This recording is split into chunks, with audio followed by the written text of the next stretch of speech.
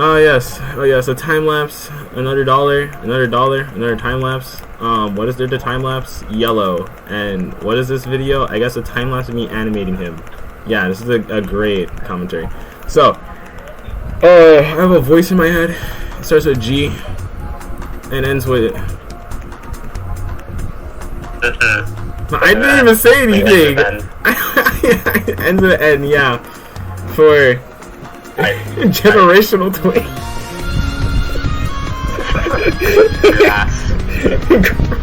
Grass doesn't end with an. It doesn't end with an N. Nah, bro. Okay. You on about? My world it does. My world it does. You're in the wrong world, bro. Okay. You know what? Okay. So this is a simple time lapse of me animation of Yellow with his hammer, I guess. I didn't try too hard on this, honestly. I don't know why, but me getting better at stick figure kind of ruined my G stick, like my full body for some reason, just a little bit. but yeah. So peak time lapse, I guess. It's supposed to be a little bit of a tutorial or extra things to say real quick of full body. So. First things first, learn art. Do not go straight to animation, please, I beg. Go into art first. When you're decently good, I don't mean like, oh yeah, I can draw a person and it looks like kind of chopped. No, learn not everything, but learn mostly everything. And then do animation on the side. And I mean, like, you can do you have your own type of style, or you're starting to like realize you have your own type of style. That's when you should start doing animation. Yeah. If that's too late for you because you already went to animation and you're a bum, I'm joking. I would never. Yeah, like this one right here, like Cortana over here, bro. He freaking skipped that. He skipped the art process and went straight to animation. But if it's already too late for you, here's what I can give you right now. When you're doing full body, you wanna pay attention. You wanna use two things specifically here. You gotta use reference, and you gotta understand the context behind why you're animating it or how it's supposed to work. So like if you're animating someone doing a high kick, first you gotta find reference for a high kick because that's the best way. Reference is good. If you don't feel like reference, because you're like me, if you don't feel like reference, you should first understand the general poses or steps to that thing, or understand what type of fighting style it is. Are they a street fighter, etc.? And then to put very simply, if you don't want to do all that, how hard are they kicking? Because if they're kicking to kick, then you gotta make it look kind of weak, you know. But if you're, oh look, I got the liner. Okay, if you're trying to do anything else. If you're trying to make it like a super strong kick, you gotta have two things. You need the starting pose, the end pose, some anticipation on the first starting. Then you need them to regulate. You need them to go into like a regulate stance, so like they have like proper weight adjustments on them. So if their foot's planted properly, maybe their hip is kind of like angled, so like they're ready. And then after that second part of anticipation too, take into account. Wait, what? Take those gravity powers. You don't have to keep them. You don't have to keep them a proper foot stance, because there's always a plausible cause of, oh, my character is using their gravity power to keep themselves in the air using proper stable footing while in the air. That's so much. Oh, actually, yeah. If they're in the air, then like kind of get away with it. Don't ever use that as an excuse if you don't animate it correctly, though. Yeah. There's times where if you're animating something and if you animate it wrong, you animate it wrong. You can't really say because it's a style or anything. Don't say it's a style. when it's just you animating wrong. Yeah, and there's no shame. There's no shame in animating it wrong either. Yeah, that's a part of the learning process. There's failing. There's no shame. So 0. I don't know why my sister is inserting herself in my tutorial. I feel like yes, but so. Can I cut this out? Yeah, no, it stays. So there was no script for this, by the way. So literally, yeah, if it's animated weird, then it's animated weird. There's no shame in it. So just admit in your loss. Play into it if you need to. Play into it if you need to. Yeah, but you gotta have the anticipation for the first part. Have them go into a proper footing of some kind. That's the second part of anticipation, and then you can give a quick delivery. You can give a quick delivery, which is like 1 frame. And to make it even better, something you can use for reference is Yuji beating the hell out of Mahito. Because there's one part in that, like, where he's actually just comboing Mahito that you can see in a frame, in like some of the frames. Mahito gets launched back by like a lot, and then he settles into the original spot where it looks like it has more impact because of that. So you can try that. Yeah, you can try that. You either focus on wind up and anticipation or the after. Yeah, wind up, anticipation, or the after. And if you do both, I don't know, but if you do both, you can get it right, and it'll look pretty good. Yeah, if you do that, but if you do it wrong, it will make it look weaker. Yeah. So sometimes it's better to just focus on either one or the other. Yeah, one or the other. Now, here's one extra thing I want to say. You gotta pay attention to the spacing in the timeline and on stage. Because if you're spacing on the timelines wrong, then the momentum of everything is gonna be wrong. So you have to pay attention to that.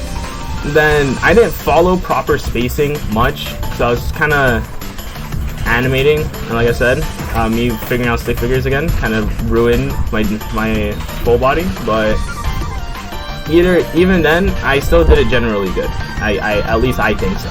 So Jen, I'm gonna murder you, Jen. So so yeah, if your spacing is wrong, then the animation will look wrong. If you have proper spacing on stage, everything moves proper. But then you have bad spacing on the timeline of your frames, then the momentum of everything will be wrong. If you have good spacing on the stage, everything moves right. Actually, no, wait. If you have bad spacing on stage, everything moves wrong, but then I guess the momentum's right, which doesn't make it better in a sense either. So you gotta pay attention to that. One thing I learned recently is if you have ones before, like if you have, let's say you have onion skin on, and you have a 1 set, like, and you draw the spacing on stage, to either be on the, like, near the next, like, frame, or the frame, or like on the frame before that, have it next to that one or next to the other one, and it can give some nice snappy timing, you know. So yeah, and then another thing, don't rely on onion skin too much. You should learn a proper intuition of just flipping through frames, because flipping through frames, I kind of learned this from Youngzy, whatever, Yannick. I learned for some. Okay, so the recording stopped for a moment. Like I was saying, I learned from Yannick from his tutorial animation and stuff, and general tips. You should flip through frames because it shows the actual motion instead of actually just relying on onion skin. If you're trying to get everything consistent, I guess you can use onion skin, but even then, if you're going for motion, just turn it off. Turn it off is better. It also forces you to create new poses as well. So if your poses are all the same for too long, it feels stiff. So you gotta keep in mind of that.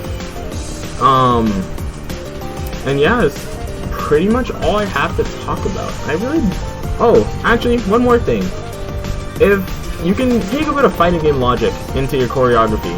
So, let's say let's say person A is blocking for 5 frames, and on the 5th frame is a proper block, and the person attacking has 6 frames, and the actual attack of impact happens on the 6th, then you can use that as like a timing measurement for what's happening. And especially since certain actions you'll need more frames for it, of course, than other actions. Like if they're wobbling because they just got hit and they're staggered, it'll probably take more frames for them to recover. Or maybe if they're fast, they recover faster. Who knows? But yeah.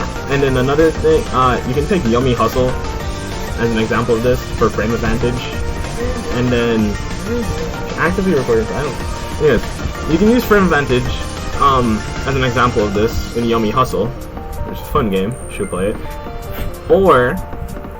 Actually not or, but you can also use Tori Bash as another example. Tori Bash is more of an example of like the actual movement or context behind what allows to actually allow the person to move, you know? So, for example, your guy will fall over if they're just standing up T-posing, so you need to set them in a proper stance, and you can see how many frames it really takes for that proper stance. You can use that as reference. So just use Tori Bash as reference for movement, or poses, or the general understanding for why you need to do certain things before doing another thing when fighting. So yeah, I'll let you guys enjoy the rest of this time lapse, and I have a little words at the end. Hey Jen, you wanna say something before I cut you off? All you guys are bums who gotta learn animation more. Coming from the biggest bum of them all here. Okay, no, he said including him. I can't acknowledge that. A broke man calling another man broke. Yes. Homeless person calling another homeless person homeless.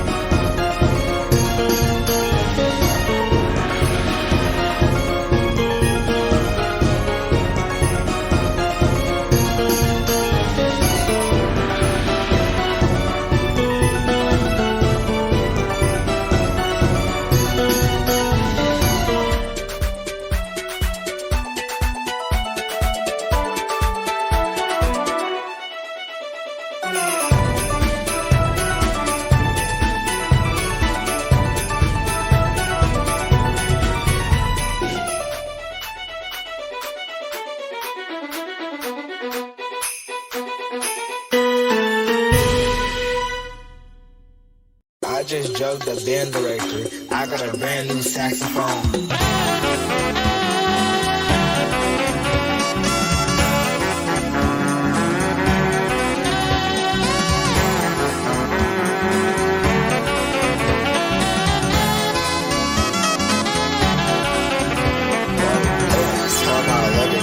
It's Irish birthday rain. That was the great 25. And look, I'm still bumping in the scene.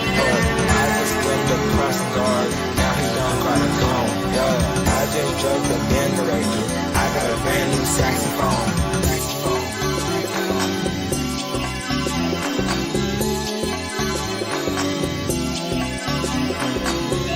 How to get low with a hot top, I already know. Yeah, Trico and Gemma blazing with it, but they never needed it.